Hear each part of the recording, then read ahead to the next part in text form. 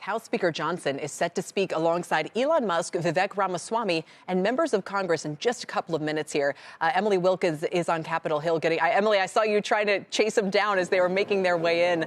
Musk looked like he was maybe carrying one of his kids on his shoulders. What do we expect from this announcement? So this announcement, the meetings that they've really had today from the lawmakers who have left, they tell us that these are sort of the preliminary conversations. Lawmakers who have gone in say that they're kind of in listening mode. And the fact of the matter is that a lot of the proposals that you've seen Musk and Ramaswamy put forward, it's a very high bar. This idea that they're going to cut $2 trillion in government funding when the discretionary budget that Congress actually appropriates and approves is only $1.7 trillion really shows how difficult this is going to be. So I think today is a bit of a rubber meet the road type situation. Certainly all the Republicans I've spoken with say, yes, we absolutely want to cut government spending. Yes, we absolutely want to make things more effective. What we're trying to actually hear is what is the plan? What is going to actually be done? And I think that's kind of the big question that remains, both today, both for this presser as well as for the next 2 years. And I saw there have been a couple of tweets on the topic of how much of the federal workforce is working from home, Emily, versus being in the office. The push to bring them back into the office, I imagine, is really a push to say at least utilize the real estate. Or at some level, if everyone can work from home, you'd think from an efficiency point of view, just get rid of the real estate.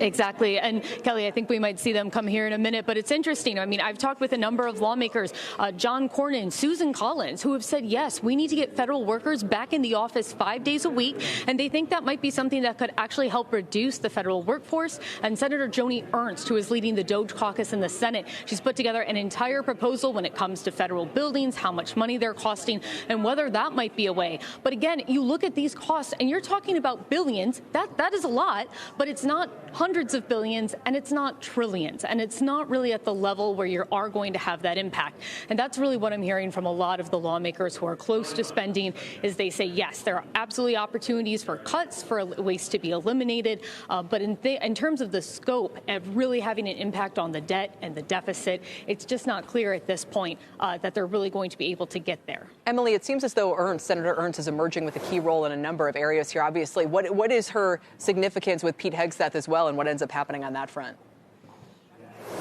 Absolutely. So we've seen, of course, reporting today that Senator Joni Ernst, someone who's been an avid defender of the military, a veteran herself, sat down and met with Hegseth.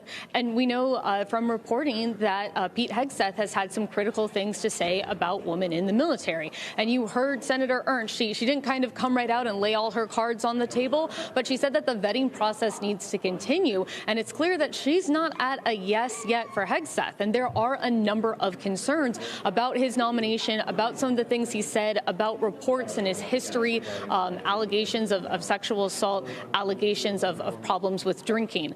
At the same point, you are seeing, while his nomination might be in trouble, you're seeing other nominations go pretty smoothly. Of course, we're covering Scott Bessent very closely as Treasury Secretary. And at this point, most lawmakers who I've talked to see a very clear path for him to be able to get into that role. Yeah, I haven't not heard much on that front. No news being good news. Emily, we'll let you get ready. We'll come back to you, and as this event does begin.